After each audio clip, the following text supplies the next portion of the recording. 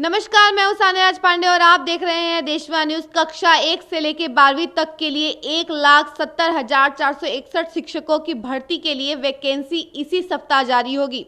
हम आपको बता दें कि आवेदन के लिए 1 महीने तक का समय होगा। आवेदन कक्षा 1 से लेकर 5वीं और कक्षा 9वीं 10वीं और कक्षा 11वीं 12वीं के लिए अलग अलग आवेदन लिए जाएंगे। हम आपको बता दें कि अगस्त अंत तक में परीक्षा की अलग 3 तारीखों पर ली जाएगी और परीक्षा का रिजल्ट नवंबर लास्ट तक आ जाएगा। हालांकि 100 अंकों के भाषा परीक्षा में 30% अंक लाना अनिवार्य है क्वालिफाइंग के लिए। साथ ही 150 अंक के मूल पत्र में नेगेटिव मार्किंग भी होगी और उसमें भी 30% डालना अनिवार्य है, तभी क्वालिफाई कर पाएंगे।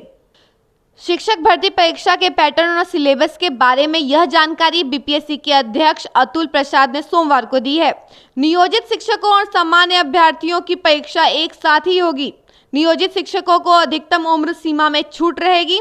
प्रश्न ने तो बहुत कठिन होंगे और ना ही बहुत आसान होंगे। परीक्षा केंद्र अभ्यर्थी के जिले नहीं बल्कि उसी प्रमंडल के दूसरे जिले में होंगे। हम आपको बता दें कि कदाचार करने वाले अभ्यर्थी पर कानूनी कार्रवाई के साथ ही 5 साल तक के लिए किसी भी परीक्षा में शामिल होने पर रोक लगा दी जाएगी। परीक्षा केंद्र पर बायोमेट्रिक ऑथेंटिफिकेशन कराया जाएगा। जैमर लगा रहेगा। एक प्रश्न में कितने ऑप्शन होंगे अभी तक तय नहीं किया गया है। उत्तर के लिए 5 ऑप्शन होंगे तो 4 गलत उत्तर पर 1 अंक कटेगा, यानी 0.25% नेगेटिव मार्किंग।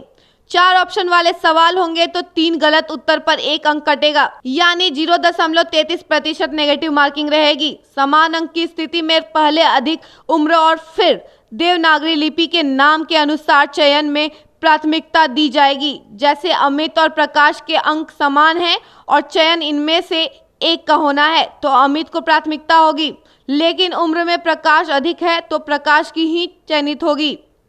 कक्षा 1 से 5वीं के लिए इंटर स्तर का, जबकि कक्षा 9वीं और 10वीं का स्नातक और कक्षा 11वीं और 12वीं के लिए स्नातक पास होना जरूरी है। प्रश्न ना तो बहुत कठिन होंगे ना ही बहुत आसान। विषय वस्तु का ज्ञान अधिक महत्वपूर्ण होगा क्योंकि संबंधित विषय के 100 अंक है, जबकि सामान्य ज्ञान 50 अंकों के होंगे। 100 अंकों में ही 30 अंक लाना होगा। अंग्रेजी के प्रश्न आसान होंगे, लेकिन हिंदी के प्रश्न बहुत आसान भी नहीं होंगे। नहीं, सामान्य वर्ग 40%, पिछड़ा वर्ग 36.5%, अत्यंत पिछड़ा वर्ग 34%, एसएससी, एसटी और महिला एवं दिव्यांग अभ्यर्थियों के लिए 32% न्यूनतम अंक है।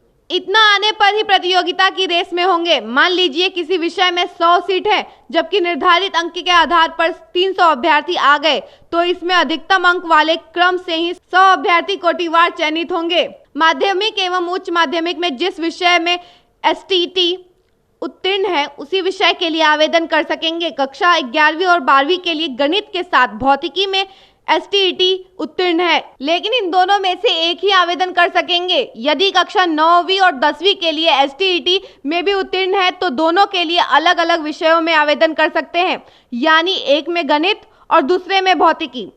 कोई अभ्यर्थी गणित में एसटीईटी के दोनों पेपर उत्तीर्ण हो तो दोनों के लिए गणित में आवेदन कर सकते हैं। देशवा न्यूज में फिलहाल के लिए इतना ही। बाकी के खबरों के लिए देखते रहिए देशवा न्यूज। धन्यवाद।